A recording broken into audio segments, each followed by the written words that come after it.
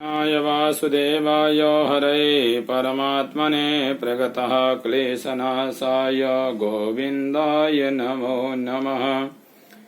माता रामो मत्पिता रामचन्द्रः स्वामी रामो मत्सखा रामचन्द्रः सर्वस्व मे रामचन्द्रो दयालो नान्यैव जाने। बोलो वृंदावन बिहारी लाल की जय। सज्जनों, चर्चा हो रही है भगवान के मंत्र और पूजा की। तो आपने अभी तक जो भी समझे हैं या जो भी सुना है, थोड़ा उसका मनन करके देखें। जो भगवान की पूजा की जाती है उससे हमारी इंद्रियां पवित्र होती हैं और इंद्रियां हमारी ताकतवान होती हैं। और जो हम मंत्र जपते हैं उससे हमारा मन शुद्ध होता है, मन पवित्र होता है। जब हमारी इंद्रियां और मन पवित्र हो जाएगा तो अपने अंदर में अंतःकरण में जो ईश्वर विराजमान है, जिस ईश्वर को हमारी देखने की बहुत सी इच्छाएं हैं, उस परमात्मा को आप अनुभव करने लगेंगे। इसके बाद में नवरात्रि पर्व जो है, आज माता जी का 5वां दिवस है। ये नवरात्रि सतयुग से चलती आई। सतयुग में नारायण ने आदि शक्ति जगदम्बा की आराधना करके मधुकैटभ का संहार किया। इसके बाद में त्रेता में भगवान श्री राम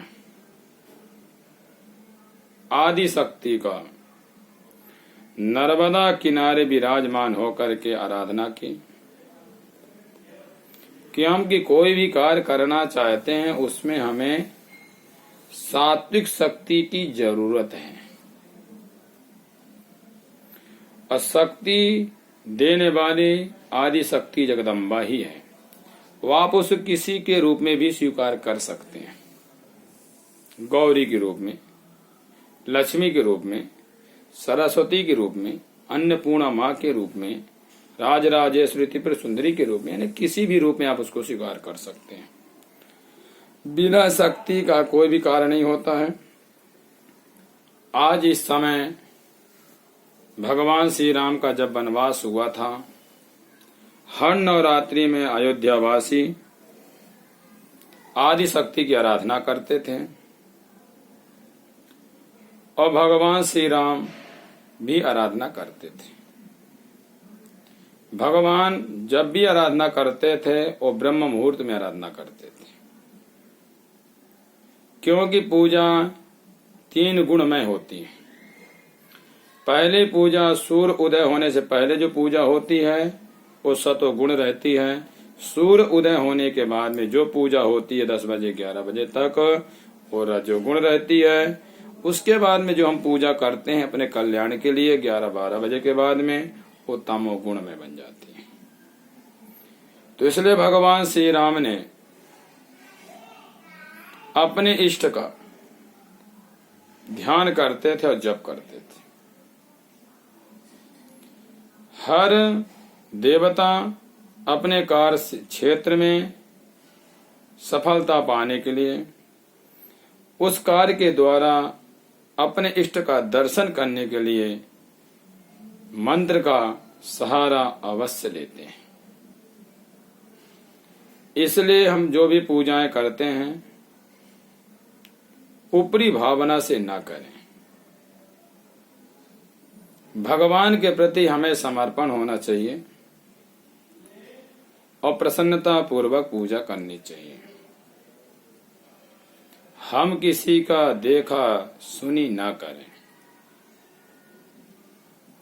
क्योंकि जब तक हम भगवान की पूजा नहीं करते हैं, माता पिता की सेवा नहीं करते हैं, गुरुजनों की सेवा नहीं करते हैं, तो प्रायः मानव कर्तव्य को हम भूल जाते हैं। मानव जीवन ही ऐसा जीवन है जिसके द्वारा सब कुछ प्राप्त किया जा सकता है। मानव जीवन पा करके आप सब कुछ प्राप्त कर सकते हैं यदि आपका लक्ष्य कर्म पवित्र हो तो। इसलिए कहा गया कि नवरात्रि में अयोध्यावासी भगवान श्री राम के भक्त भी श्री राम के प्रजा भगवान श्री राम के गुरु जितने भी थे सभी ने आदि शक्ति जगदम्बा की आराधना करते थे नवरात्रि पर्व में। इसलिए भगवान श्री राम ने जिस कार्य के लिए वनवास गए थे उस कार्य में सफलता प्राप्त की और उस कार्य के बाद में जब वो अयोध्या लौट के आए, जिसको हम कहते दशहरा, रावण का भगवान ने वध किया।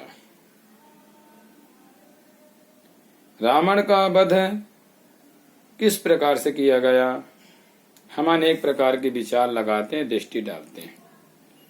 भगवान ने से वध करते हैं तो अहंकार का करते हैं, क्योंकि रावण इतना अहंकारी हो चुका था,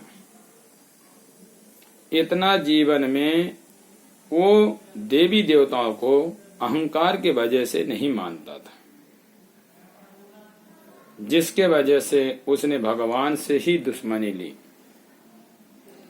आज जो भगवान की भक्ति पूजा करते हैं, देवताओं की पूजा पाठ करते हैं, वो कितने भी अहंकारी हो जाएं, कुछ भी हो जाएं, उस अहंकार में उसने भगवान से दुश्मनी मोड़ी, क्योंकि भगवान के प्रति उनको द्वेष पैदा हुआ, न किसी गरीब के प्रति।